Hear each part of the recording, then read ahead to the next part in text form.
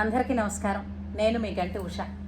నా మిత్రులకి, శ్రేయోభిలాషులకి, సబ్స్క్రైబర్స్కి మంచి మంచి కామెంట్స్ చేస్తున్నారు. నా వీడియోస్ని చూసి నన్ను ప్రోత్సహిస్తున్నటువంటి అభిమానులందరికీ కూడా కృతజ్ఞతలు, శుభాభినందనలు. జై శ్రీరామ్. మనం రామాయణం చెప్పుకుంటున్నాం, నడుస్తున్నామేమో వసంత నవరాత్రుళ్ళు. రామాయణంలో మనం వాలి వధ వరకు చెప్పుకున్నాం గత వీడియోలో. వాలివధ అనంతరం సుగ్రీవుడికి రాజ్యాభిషేకం అయింది. అట్లాగే తన భార్య రుమతోటి, తారతోటి కూడా, అంగదుడితోటి తనేమో హాయిగా సుఖంగా ఉంటూ కాలం గడుపుతున్నాడు. ఎందుకంటే సుగ్రీవుడి కార్యం అయిపోయిన వెంటనే రామకార్యానికి సుగ్రీవుడు సహాయపడాలి. ఇది కదా వాళ్ళ స్నేహంలో ఉండేటువంటి ఒప్పందం. అయితే రాముడు ఏంటన్నాడంటే, ఇప్పుడు ఉన్నది వర్షాకాలం కదా, ఎక్కడికని వెతుకుతారు వర్షాకాలంలో, కాబట్టి వర్షాలు అయిపోయే వరకు కూడా మీరు ముందు ఆనందంగా ఉండండి. ఎందుకంటే చాలా కాలం భార్య వియోగం తర్వాత నీకు భార్య లభించింది కాబట్టి కొన్నాళ్ళు ఆనందంగా ఉండండి. ఈ వర్షాకాలం అయిపోయిన వెంటనే సీతాదేవిని మనం వెతకడానికి నువ్వు సహాయపడదు కానివని చెప్పాడు. అయితే వర్షాకాలం అయిపోతున్నప్పటికీ కూడా సుగ్రీవుడు ఆ భార్య మత్తులో ఉండిపోయాడు తప్పించి రామకార్యం గుర్తు రాలేదు ఆయనకి. అయితే రాముడు నిత్యం ఈ వర్షాకాలంలో అతను పడుతున్న బాధ, బయటికి వెళ్ళలేరు, గుహలో, కొండ గుహలో కూర్చోవడం, తన ప్రియసఖి లేదు, ఎక్కడుందో, ఎలా ఉందో, అసలు ఎంతవరకు ఉన్న విశేషం ఏంటంటే ఉందో లేదో, కాకపోతే మనసులో ధీమా ఏంటంటే ఉన్నది అని అనిపిస్తుంది కదండి. అలాగే ప్రాణం నిలుపుకోవడానికి మాత్రమే భోజనం చేసేవాడు. ఎందుకంటే ఇక్ష్వాకు వంశంలో ఎవరికీ కూడా ఇటువంటి బాధ రాలేదు. అటువంటి స్థితికి దీనస్థితికి రాముడు వచ్చి ఉన్నాడు. ఎవరికీ జరగలేదు మా వంశస్థుల్లో, ఇలా జరిగింది. ఇప్పుడు వంశ ప్రతిష్టని కాపాడుకోవాలి. అలాగే తన ప్రాణప్రదమైనటువంటి సీత ఎన్ని అగసాట్లు పడుతోందో ఆమెని రక్షించి తెచ్చుకోవాలి. ఇవన్నీ ఆయనలో ఉన్నటువంటి బాధలు. కంటి నిండా నిద్రే పోయేవాడు కాదట. ఇలా ఉంటుండగా లక్ష్మణుడికి ఒకరోజు కోపం వచ్చి సుగ్రీవుడి దగ్గరికి బయలుదేరాడు. ఏమిటని? నిలదీసి అడిగేస్తాను, లేదంటే ఇవాళ నా కోపాన్ని రుచి చూస్తాడు సుగ్రీవుడు, అన్నమాట మర్చిపోతాడా అని. అయితే ఆ సుగ్రీవుడి గుహ దాకా వెళ్ళేసరికల్లా నేను వచ్చానని చెప్పండి లోపలికి అని అనగానే ఆయన దగ్గర ఉండేటువంటి ద్వారపాలకులు వెళ్ళి సుగ్రీవుడికి విన్నవించారు. సుగ్రీవుడికి మత్తు దిగలేదు, మాట తిరగబడి పడిపోతోంది, మనిషి సరిగ్గా నడవలేడు, ఎందుకంటే ఆ మత్తులో ఉన్నాడు. అయితే తార మత్తులో ఉన్నప్పటికీ కూడా ఆ తార ఏం చెప్తుంది, బయటకు వచ్చి లక్ష్మణుడిని లోపలికి రమ్మని లక్ష్మణుడితో మాట్లాడుతుంది. మాట్లాడి, మీరు చెప్పిన ఇదే కదా, మీరు క్షమించాలి, ఇదిగో ఇక మీద వర్షాలు కూడా తగ్గిపోయాయి కదా. అప్పుడే అందరికీ కబురు పెట్టాడు సుగ్రీవుడు. తన సైన్యం మొత్తం భూమికి నలుదిక్కులో ఉన్న వాళ్ళందరినీ కూడా, భల్లూకాలని అలాగే వానరులందరినీ కూడా పెట్టాడు, కబురు పెట్టాడు. వాళ్ళందరూ వస్తున్నారు, రాగానే బయలుదేరతారయ్యా, నువ్వే అంత కోపం తెచ్చుకుంటే ఎలాగా అని ఆమె శాంతపరుస్తుంది. సుగ్రీవుడు కూడా వచ్చి తర్వాత మాటలో మాట కలిపి తప్పకుండా పని మొదలు పెడతా ఉంటారు అని ఓ రోజున అందరూ కలిసి రాముల వారి ఎదురుకుండానే సుగ్రీవుడు కూర్చుని తన దగ్గర ఉన్నటువంటి వానర ముఖ్యులలో ఎవరెవరు ఎంతమందిని తీసుకుని రాగలుస్తారు సైన్యంగా అని అనుకుని మాట్లాడుకోవడం, వారందరికీ కబుర్లు పెట్టడం, వాళ్ళందరూ కూడా వచ్చి చేరడం. ఇంకా కిష్కింధ ఏదైతే ఉందో మొత్తం అంతా నిండిపోయిందట. జాగా లేకుండా ఏ కొమ్మ చూసినా, ఏ గుట్ట చూసినా, ఏ చెట్టు చూసినా, ఏ పుట్ట చూసినా అన్ని చోట్ల నిండిపోయి ఉన్నాయి భల్లూకాలు, వానరాలు. వచ్చి వాళ్ళ రాజు అయినటువంటి సుగ్రీవుడి ఆజ్ఞ కోసం ఏం చెప్తే అది పాటించడానికి సిద్ధంగా ఉన్నామన్నారు. అయితే అప్పుడు సుగ్రీవుడు వారందరినీ కూడా 4 భాగాలుగా చేసి కొంతమందిని తూర్పు వైపు, కొంతమందిని ఉత్తరం వైపు, కొంతమందిని దక్షిణం వైపు, కొంతమందిని పడమటి వైపు పంపించాడు. అంటే తూర్పు, పడమర, ఉత్తరం, దక్షిణం 4 చెరువులకి పంపిస్తూ ఏ ఏ దిక్కుకు వెళితే భూమి చివరి దాకా కూడా ఏమిటేమిటి ఉంటాయో అన్నీ వివరించి చెప్పాడు. ఎలా చెప్పాడండి, ఆయనకి ఎలా తెలుసండి అని అంటే, వాలి సుగ్రీవుణ్ణి తరిమినప్పుడు భూమి నలుచెరగులా పరిగెత్తాడట సుగ్రీవుడు. ఆ విధంగా భూమి మీద ఏ దిక్కుకు వెళితే ఎక్కడ ఏమిటి ఉంటుంది అని అన్నది ప్రతిదీ కూడా సుగ్రీవుడికి తెలుసు. అయితే సుగ్రీవుడితో పాటు ఇంకొకళ్ళకి తెలుసు. ఎవరితను? మీరు కరెక్ట్, మీకు తెలుసు, హనుమ. హనుమ సుగ్రీవుడికి సచివుడు కదా, మంత్రి కదా. కాబట్టి సుగ్రీవుడితో పాటు సుగ్రీవుడు ఎక్కడికి వెళితే అక్కడికి హనుమ కూడా వెళ్ళేవారు. అయితే మీకు ఇంకో అనుమానం రావచ్చు, హనుమకు అన్నీ తెలుసు కదా. ఇక్కడే ఇంకొక చిన్న కిటుకుంది. అప్పటికి ఇంకా హనుమకి శాప విమోచనం కలగలేదు. ఎంత తెలివైన వాడైనప్పటికీ కూడా, ఎంత శక్తిమంతుడైనప్పటికీ కూడా, ఎంత వినయవంతుడైనప్పటికీ కూడా, పూర్తిగా తన శక్తి తనకి తెలిసిన రోజున అసాధ్యాలన్నీ సుసాధ్యమే కదూ ఆయనకి కదా అని. అయితే ఇవన్నీ ఇలా చెప్పి దక్షిణ దిశగా కొంతమందిని పంపించిన భాగంలో ముఖ్యులే అంగదుడి నాయకత్వంలో పంపిస్తారు. దక్షిణ దిక్కుకు వెళ్ళేటువంటి వానరాలకి నాయకుడు అంగదుడు. అతని నాయకత్వంలో ఉన్న వారిలో ముఖ్యులు అయినటువంటి వాళ్ళు జాంబవంతుడు, అట్లాగే హనుమ, ఇలాంటి కొంతమంది ముఖ్యులు. వీళ్ళందరూ దక్షిణ దిక్కుకు వెళుతున్నప్పుడు దక్షిణ దిశగా వచ్చేవి ఏమిటున్నాయి, ఎక్కడ సముద్రం వస్తుంది అన్నీ చెప్పుకుంటూ అతనికి ఎందుకో అనిపిస్తుంది, హనుమ మీద నాకు చాలా నమ్మకం ఉంది, నువ్వు వెళ్ళేవంటే కార్యం సాధించుకొస్తావు హనుమ అని సుగ్రీవుడు మాట్లాడుతున్నప్పుడు రాముడికి ఆలోచన తట్టి వెంటనే తన ఉంగరం తీసి హనుమ చేతిలో పెట్టి, ఇది ముద్రిక, నీవు నా ప్రియసఖిని చూసినప్పుడు, నా వైదేహిని చూసినప్పుడు ఆమెకి నా గుర్తుగా అందించు అని చెప్తారు.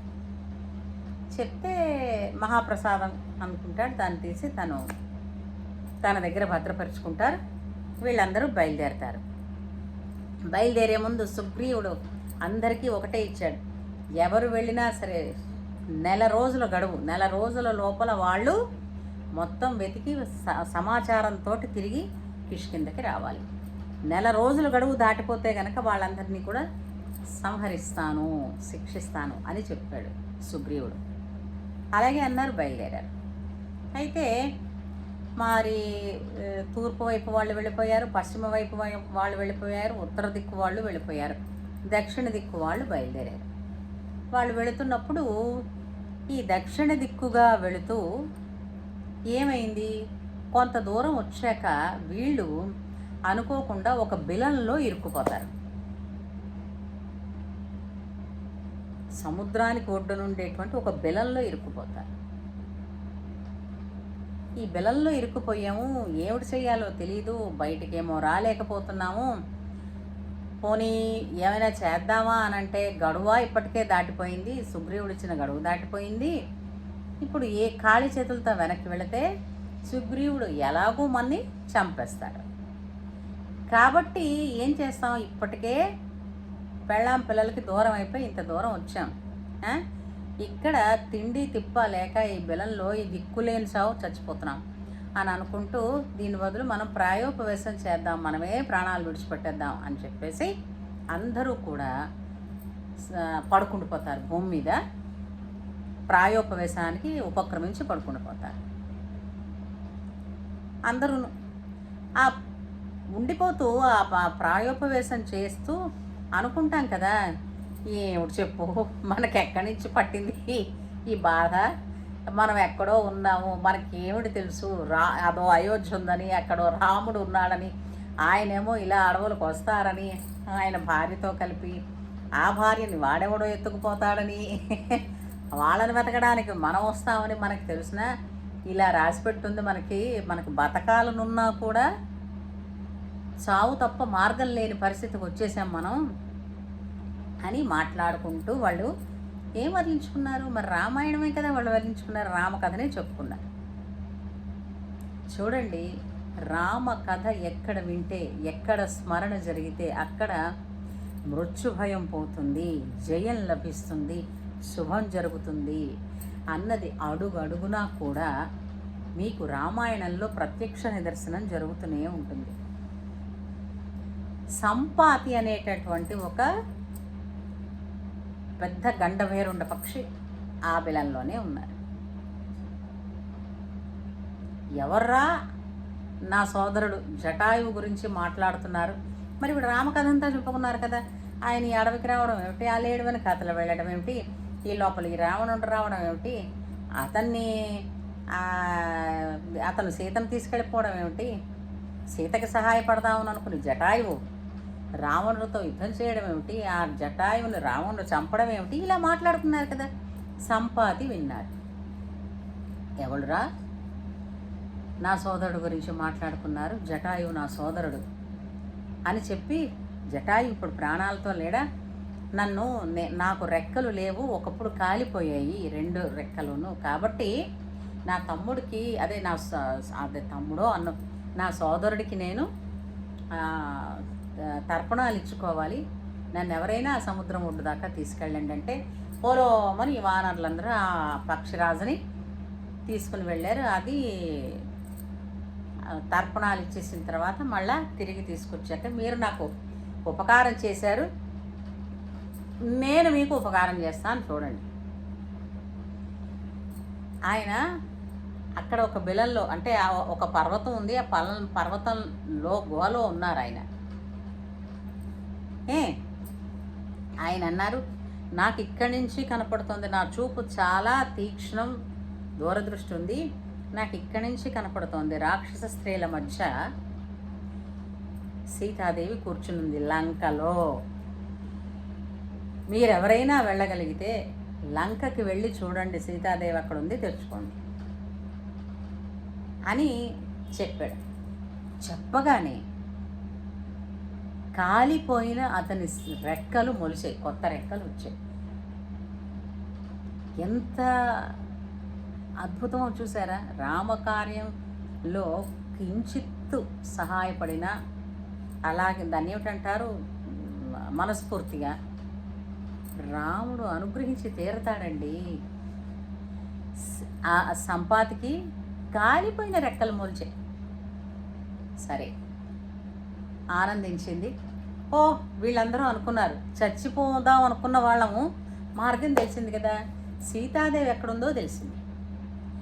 వెళ్ళి చూసి ఆవిడ్ని కలిసి రావాలి. ముందు అక్కడ ఉందా లేదా మనం వెళ్ళాలి. లంకలో మాత్రం ఉందని తెలిసింది, వెతకాలి. ఎవరు వెళ్తారు లంక దాకా? ఎవరు వెళ్తారు? ఇది వచ్చింది ప్రశ్న. ఇక్కడి నుంచి ఎంత దూరం ఉంది ఈ దక్షిణ సముద్రం అంటే, దక్షిణ సముద్రం ఈ వాళ్ళ దక్షిణం వైపు వెళ్ళాలి. ఈ సముద్రపు ఒడ్డున ఉన్నారు వీళ్ళు, యువతల దగ్గర. వాళ్ళు ఏంటంటే, ఒక్కొక్కడు నేను 10 యోజనాలు ఎగరగలను, నేను రాగలను, నేను 80 యోజనాలు ఎగరగలను, ఇలా చెప్పుకుంటున్నారు. కానీ 100 యోజనాలు ఎగిరి వెళ్ళి మళ్ళీ తిరిగి రాగలగాలి. ఎవరిది? నాకేమీ తెలియదు, ఏమీ పట్టలేదన్నట్టుగా ఆ సముద్రం ఒడ్డున ఓ చెట్టు ఏదో ఉంటే ఆ చెట్టు మీద కూర్చుని అలాగా ఆలోచించుకుంటున్నారట హనుమ, ఆ సముద్రం వైపు చూస్తూ. అప్పుడు విచిత్రం జరిగింది. ఆ జాంబవంతుడు అన్నాడు, ఈ కార్యాన్ని సాధించేవాడు ఒక్కడే ఉన్నాడు, అతను చేయగలడు, అతనితోనే ఈ పని సాధ్యం అవుతుంది, అతనికి వెళ్ళి మనం అందరం మొరపెట్టుకుందాం అని ఎవరి గురించి బయలుదేరుతున్నాడో వీళ్ళందరూ కలిసి హనుమ దగ్గరికి బయలుదేరుతున్నారు. ఇక్కడితో హనుమత్ శాప విమోచనంతో కిష్కింధకాండ అయిపోయి సుందరమైన కాండలోకి మనం ప్రవేశిస్తున్నాం. సుందరకాండ అడుగడుగునా కూడానండి మనకి ఎన్నో నేర్పిస్తుంది. అందుకే నిత్యపారాయణ చేసేవారు సుందరకాండని. అంచేత రేపు దీని తర్వాత వచ్చే వీడియోలో మనం సుందరకాండని గుర్తు చేసుకునే ప్రయత్నం చేద్దాం. రాముడు యథాశక్తి నా కంఠస్వరానికి ఇచ్చినంత, నా స్ఫురణకి గుర్తున్నంత పిల్లలకి కూడా అర్థమయ్యేటట్టు చెప్పే ప్రయత్నం చేయిస్తున్నాడు. జై శ్రీరామ్. ఆ రాముడే మీ అందరికీ అది వినిపించేటట్టు, మీ పిల్లలకి కూడా వినిపించేటట్టు, అర్థమయ్యేటట్టు చేయునుగాక. శ్రీరామ జయం.